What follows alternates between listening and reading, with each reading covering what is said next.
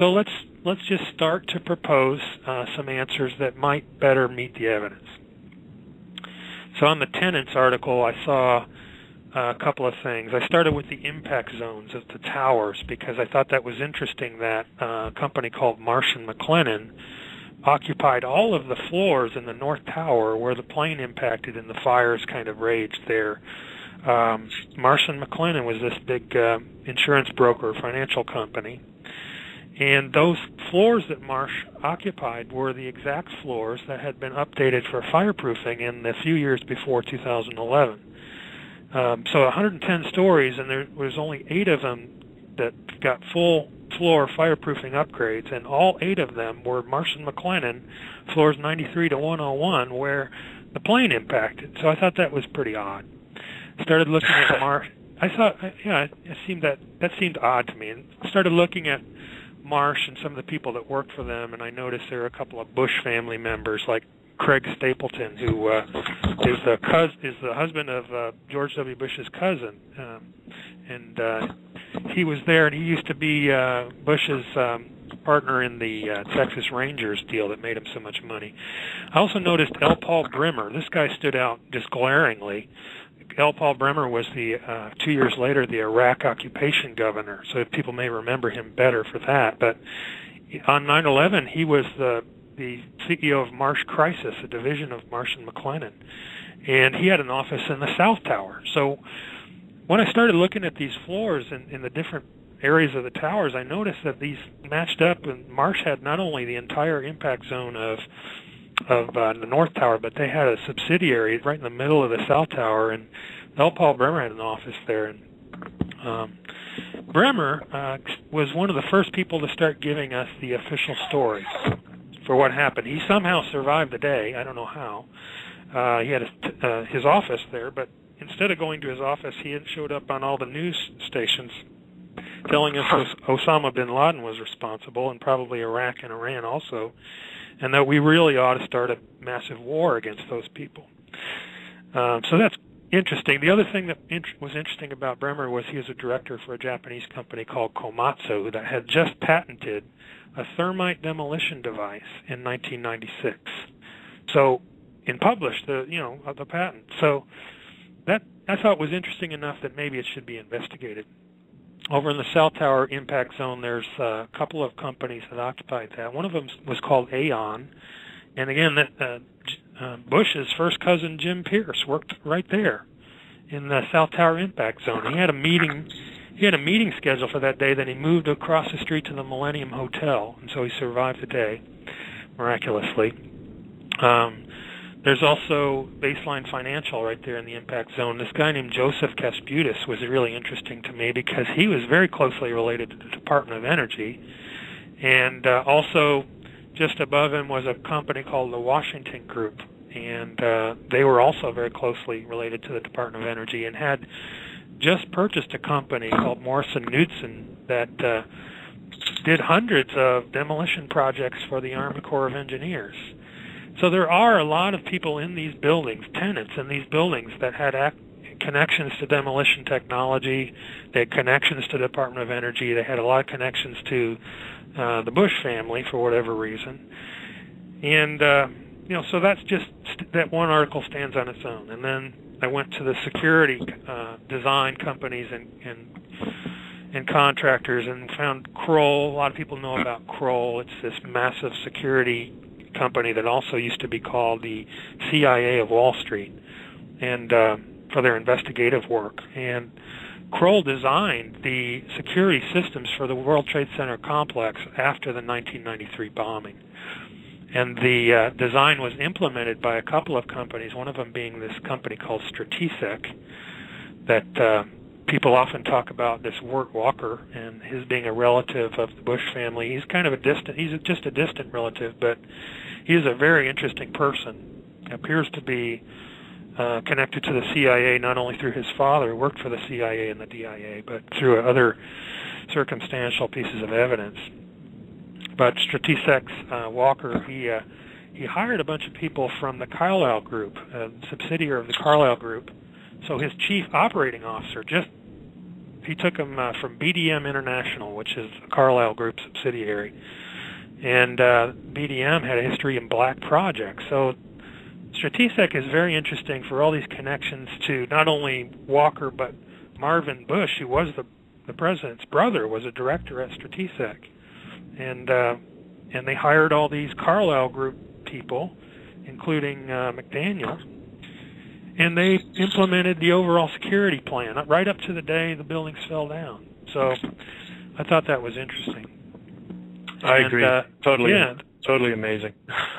It seems worth investigating, Todd. I think that's the main thing. I mean, if we have to, we'll go forward and we'll do all the footwork, and we'll, make it as painfully obvious as possible that there are a lot of people like these people I'm naming who are at least as suspicious as the 19 hijackers that were named.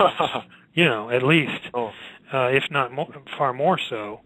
And they did benefit, and they did have technology, access to the technology, and they did have access to the buildings, which, when you know explosives were placed in the buildings, those are the questions you want answered. Kevin, I want to get to the cleanup side of it, too. That's important. You found some really interesting stuff related to the cleanup and people involved in the cleanup. But before we go there, I'd like to talk about Rudy Giuliani for a minute or two. You told me some stuff about Rudy Giuliani that I had never known. For one thing, you seem to provide a little bit more detail about his movements on the day, and good detail about the Office of Emergency Management, OEM personnel, when they vacated, where they were.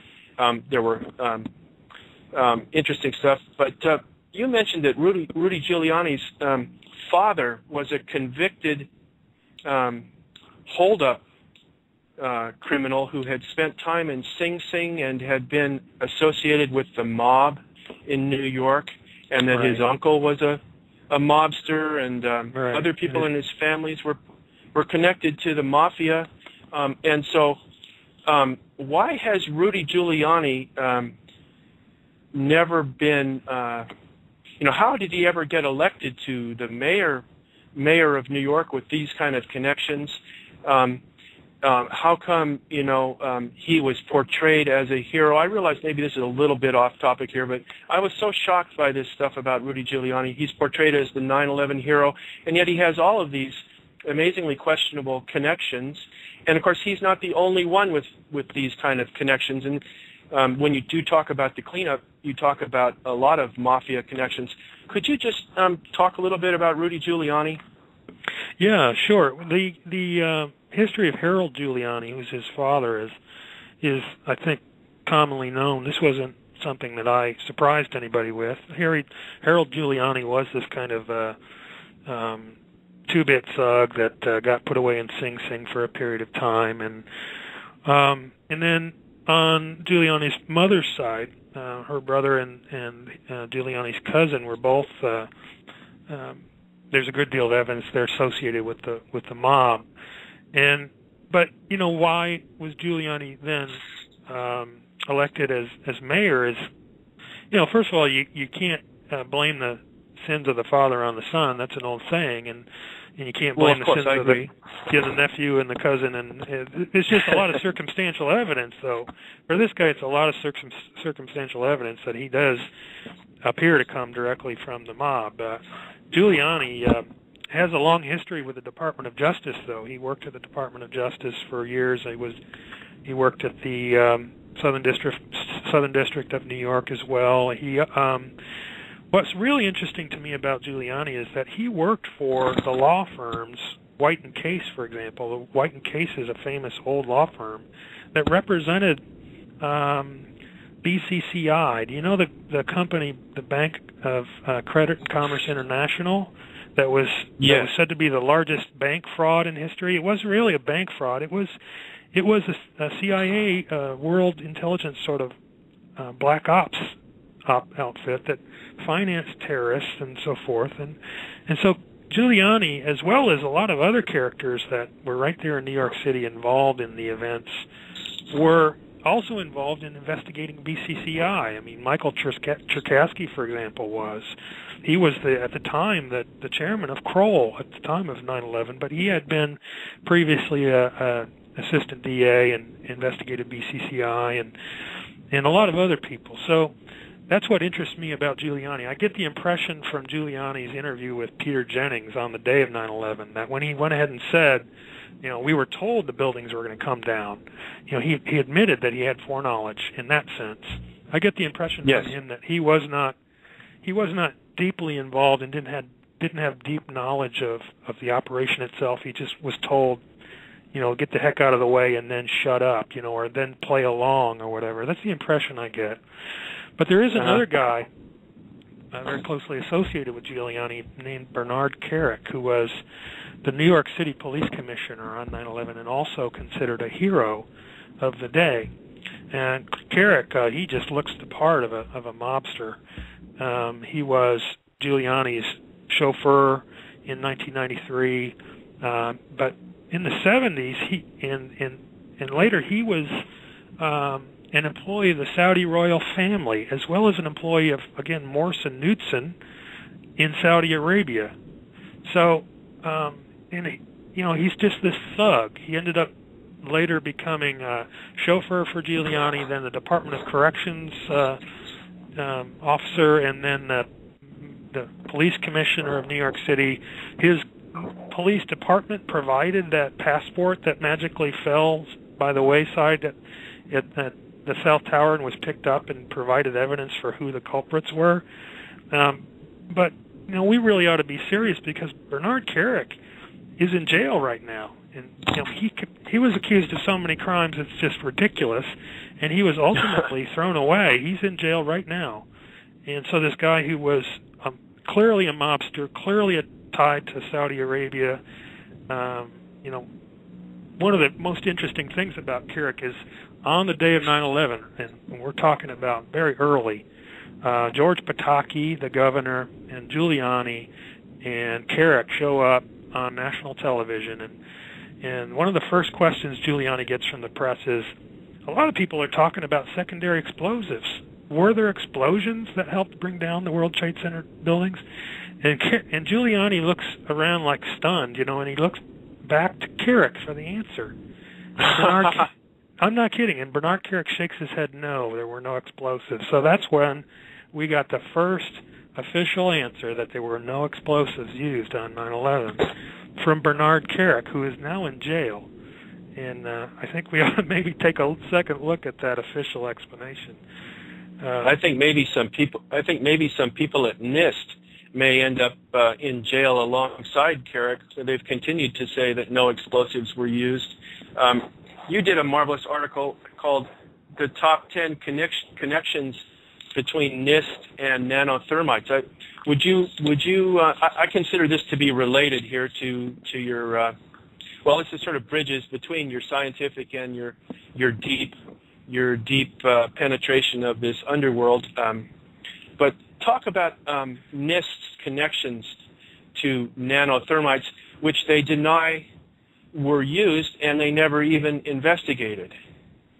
Yeah, absolutely. The top 10 connections between NIST and nanothermite is the paper. That's at the Journal of 9/11 Studies, and it's been a couple of years, but I published that because I just really wondered how NIST could play dumb so well. How could they not think about nanothermite at all?